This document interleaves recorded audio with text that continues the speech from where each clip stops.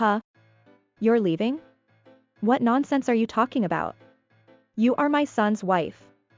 I won't allow you to do that. I'm not your son's wife or anything anymore. He's already dead and you and I are strangers. What? What are you saying? Even if your husband died, you are still his wife. That means you can't leave this house. In other words, you have to take care of me forever. It's your job as a daughter-in-law to look after me in my old age. You seem to be still drunk. Huh? My name is Lillian, a 37-year-old housewife. I currently live with my husband Joshua, my 9-year-old daughter Paisley, and my mother-in-law in my in-laws' house. My father-in-law passed away 5 years ago, and we started living in my in-laws' house after he died. Now that I think about it, my days of hell started from there. As soon as I started living with my in-laws, I was bullied by my mother-in-law. She complained about my cooking all the time. She also criticized me for everything else I did and denied my personality. She also often insulted my appearance. My mother-in-law loves alcohol and often drinks too much and gets drunk.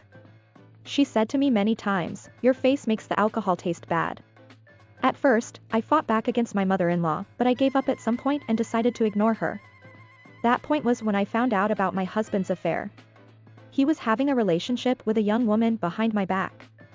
I said, "Let's get divorced" at that time, but he apologized over and over, saying, "It was just a mistake. I'll never do it again. Please forgive me."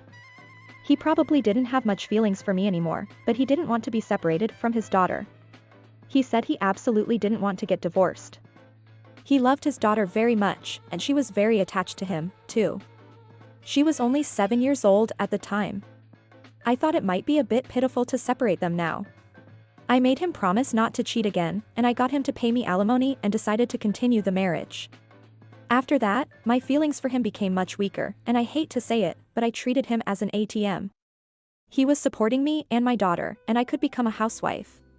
The harassment from my mother-in-law was still the same, but I thought I could manage if I just endured it. 2 years passed in no time like that. My daughter, who had just started elementary school, was already in 3rd grade. I thought that watching her grow up would be my only reason to live. Then, my husband suddenly died. And the way he died was terrible. He was cheating on me at the time, and he was flirting with his cheating partner in her apartment. Then, her husband, who was supposed to be on a business trip, came back unexpectedly. He confronted my husband, who panicked and picked up his clothes and ran out of the door. But he tripped on the stairs and fell headfirst. He broke his neck and died. I was speechless and couldn't say anything. He managed to put on his pants while running away, and the photo taken by the police showed him lying down in his underwear. I had already given up on him as a husband and treated him as an ATM, so I was more angry and disgusted by the fact that he died in such a stupid way and brought shame to our family than sad by his death. The only ones who mourned his death were my daughter and my mother-in-law. But my mother-in-law seemed to be very embarrassed by the way her son died, and she told me to tell everyone that he died in an accident.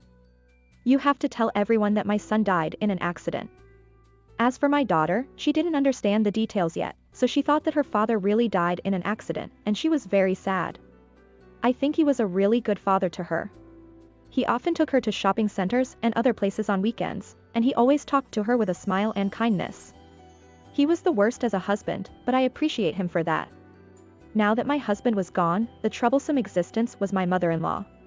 She started drinking more alcohol after he died, and she increased her verbal abuse towards me. "It's all your fault. If you had divorced my son sooner, he could have remarried a better woman and wouldn't have done such a risky thing as cheating. It was him who didn't want to divorce me." "Shut up. You're a cheeky daughter-in-law. You don't talk back to your mother-in-law. My granddaughter doesn't like me either, and she's not cute. Maybe that's because you always smell like alcohol." "Oh. You always have something to say. I'm worried about our future." "What? At least fix your bad personality." What is she talking about? Does she think that my daughter and I will stay in this house even though my husband is dead? I don't want to live with her anymore. I'll leave as soon as the memorial service is over.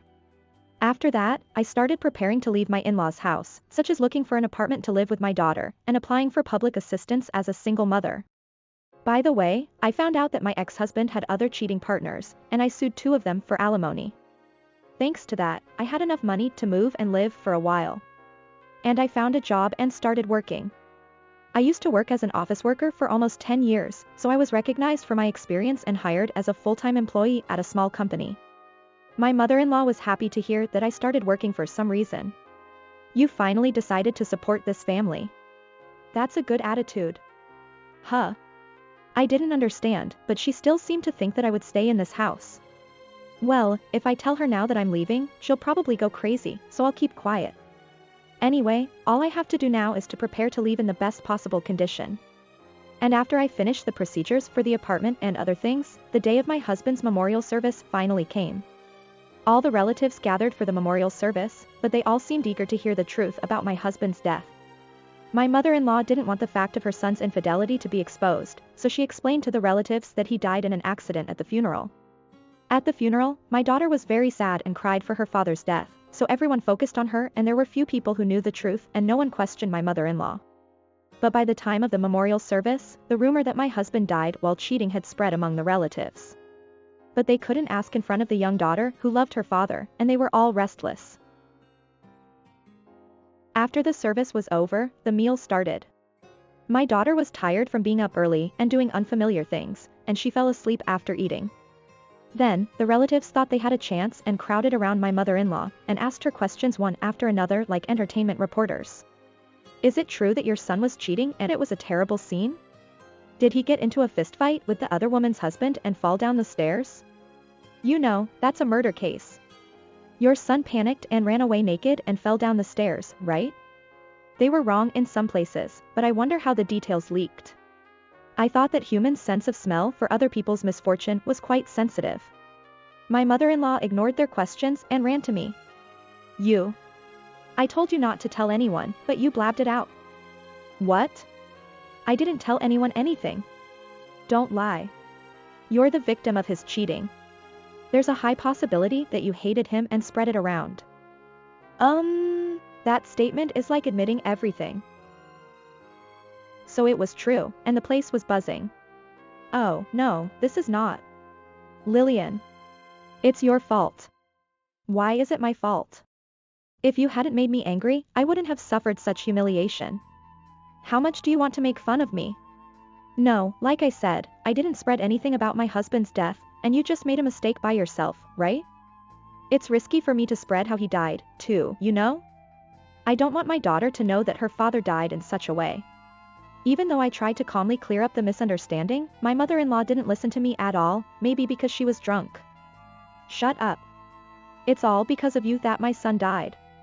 You have no charm as a woman, so he had to go to other women and lost his life. She spewed out so many insults that it was out of control, and the relatives were also disgusted by her. And then, she passed out from drinking too much. The relatives sympathized with me and spoke to me kindly. You must have had a hard time living with such a mother-in-law. Yes, but it's over today. I'm leaving with my daughter tomorrow. When I said that, the relatives also said, that's good, you should leave as soon as possible, and encouraged me. The next day, my mother-in-law woke up late in the morning with a hangover, so I took the opportunity to pack up my things with my daughter and get ready to leave. When my mother-in-law woke up and came to the living room, she ordered me to give her water. Water? Well, it's the last time, so I guess I'll give her some water. I said that and put a glass of water in front of her, who was sitting on the dining chair with a sour face. And after she drank the water, she finally looked at us properly. Oh. Are you going out? Yes, I guess so. More like leaving than going out, though. Huh? Leaving? What nonsense are you talking about? You are my son's wife. I won't allow you to do that. I'm not your son's wife or anything anymore. He's already dead and you and I are strangers. What? What are you saying? Even if your husband died, you are still his wife. That means you can't leave this house. In other words, you have to take care of me forever. It's your job as a daughter-in-law to look after me in my old age. You seem to be still drunk. Huh? When my husband died, our legal relationship ended. What? That means you and I are legally completely strangers now. No. So I don't have to stay in this house and take care of you. Then what am I supposed to do from now on? I don't know. You have to figure it out yourself. There are various options, like living on a pension or entering a facility. Don't be ridiculous. I won't let you leave on your own. At least leave your husband's inheritance. Don't worry, the inheritance is all yours. I renounced it. What? As soon as she found out that she could get the inheritance, she smiled. Oh, is that so? You know your position well. Then there is no problem. Please leave as soon as possible. I'll leave even if you don't tell me. But, you know that the inheritance is a negative one, right? Huh? What my husband left behind was a debt from a consumer finance company. What? How much is it? It's $50,000. It's $50,000? I can't pay such a large amount of money. Well, maybe you can manage if you sell this house. No way. This house is my only asset. I won't give it to anyone. And if I sell it, I'll have nowhere to live. Then you have no choice but to pay it off little by little from your pension. It must be hard with the interest and all, but good luck. By the way, the mother-in-law couldn't renounce the inheritance even if she wanted to. When my father-in-law died, she had changed the name of the house to my husband's name as an inheritance measure. She couldn't renounce only the debt, so renouncing the inheritance meant losing the house as well. The mother-in-law turned pale and collapsed on the spot. I left with my daughter, ignoring her. And I blocked the mother-in-law's number so that she couldn't contact me at all. I don't know if she was able to pay off the debt safely, but there is no doubt that she is forced to live a poor life because of the debt. On the other hand, I moved to an apartment with my daughter and we are living a comfortable and happy life together. My daughter is growing up to be a good girl and she even helps me with cooking lately. I want to work hard as a single mother and raise my daughter well from now on. Her mother-in-law not only defended her son's affair, but also expected her to take care of her in her old age. What a shameless mother-in-law she was. I think it would have affected the child as well if they had lived together. Lillian made a nice decision to leave early. Please continue to live a happy life with your child. Thank you for watching until the end. How did you like this story? Please also subscribe to our channel. See you in the next video.